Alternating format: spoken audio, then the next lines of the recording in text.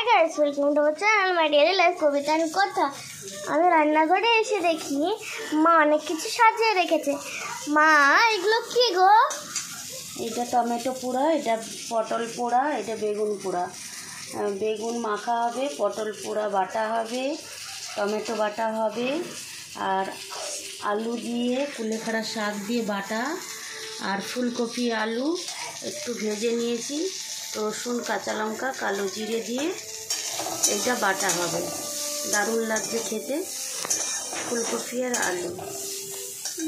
আর এখানে হবে মাছ, এই যে আদা রসুন আর পেঁয়াজ, নুন হলুদ লঙ্কা, কেউ গুঁড়ো লঙ্কাও দিতে পারে, কেউ কাঁচা লঙ্কা, আমি বেটে দিয়েছি লঙ্কা, রসুন পেঁয়াজ আর লঙ্কা আর একটু লেবুর রস দিয়ে মাখিয়ে রেখেছি 8 ঘন্টাখানি।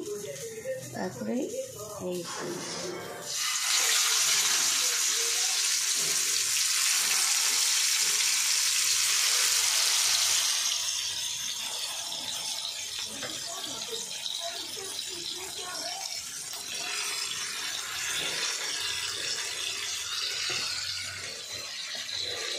মা, শাকের বাটা কি করে করবে?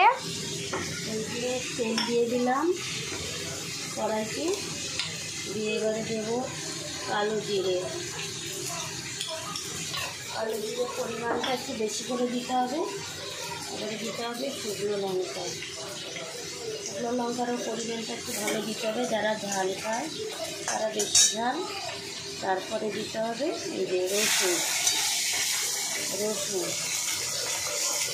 কালো জিরে শুকনো লঙ্কা রসুন। রসুনটা একটু হালকা ভাজা ভাজা হয়ে যাবে, দিতে হবে আলু। আলু না দিলে শাকটা তো বাটা যাবে না, এটা একটা আলাদা টেস্ট হবে। শুধু শাক দিয়ে ভাজলে আলাদা টেস্ট, আর শাকের মধ্যে একটু আলু দিলে হবে হালকা একটু হলুদ আর লবণ পরিমাণ মতো।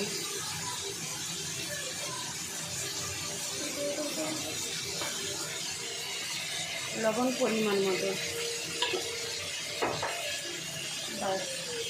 হালকা একটু সরষে তেল দিয়ে শাকটা দিয়ে ঢাকা দিয়ে দিতে হবে।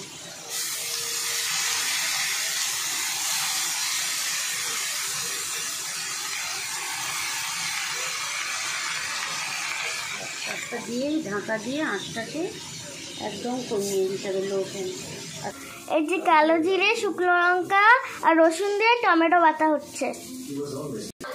এই যে রসুন আর লঙ্কা দিয়ে ফুলকপি আলুর বাটা হবে, শাক বাটা হবে এটা দিয়ে। এই যে গাইস, রেডি হয়ে গেছে আমাদের। এটা হলো টমেটো বাটা, শাক বাটা, বেগুন মালা, ফুলকপি বাটা, আর এটা হলো পটল বাটা, আর যে ডাল আর যে পমফ্রেট মাছ। আমাদের খাবার রেডি। আর আপনারাও ট্রাই করে বলবেন কেমন হয়েছে কমেন্ট বক্সে।